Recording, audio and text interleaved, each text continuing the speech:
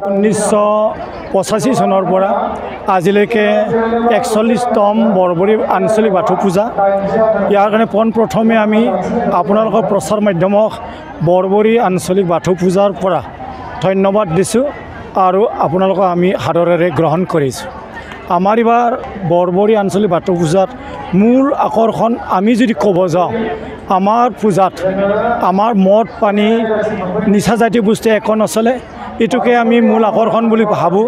দ্বিতীয়তে মানে দুষ্টামি কৰা মানুহবিলাকত ৰোধ কৰাৰ কাৰণে আমাৰ যে জেলৰ ব্যৱস্থা আছে, এই জেলৰ ব্যৱস্থাটো আমি দ্বিতীয়তে গুৰুত্ব হিচাপে লওঁ।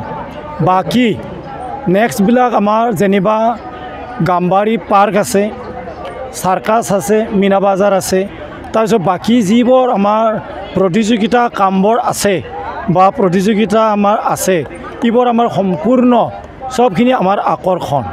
গতিকে আমি ভাবোঁ বৰবৰী আঞ্চলিক বাথৌ পূজাৰ সকলো অসমৰ ৰাইজে আমাৰ পূজাখিনি চাবৰ কাৰণে চবে আহিব লাগে আৰু সব মানে অসমীয়া, বড়ো, মুছলিম যিমানজন জাতি বা অন্য শ্ৰেণীৰ মানুহ আছে চবে আঁকোৱালি ল'ব লাগে।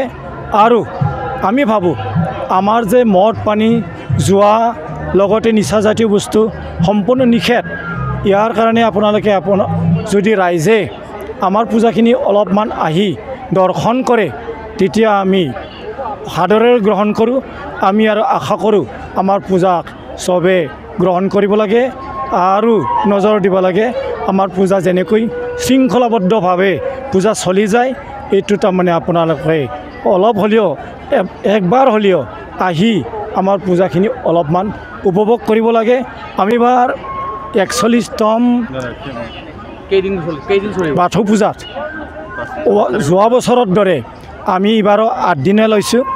8 দিনীয়াত আমাৰ বাকীখিনি যিমানবোৰ প্ৰথমৰ পৰা চলিছে শেষলৈকে তেনেকৈ আছে।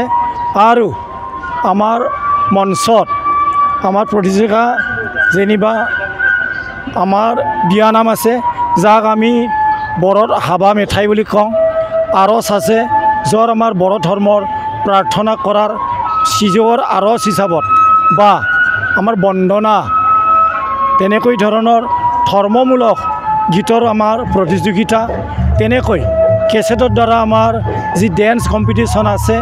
তাৰপিছত আমাৰ এইবাৰ মঞ্চত বড়ো মানে গীতৰ সংগীতৰ বিশেষ আকৰ্ষণ আছে।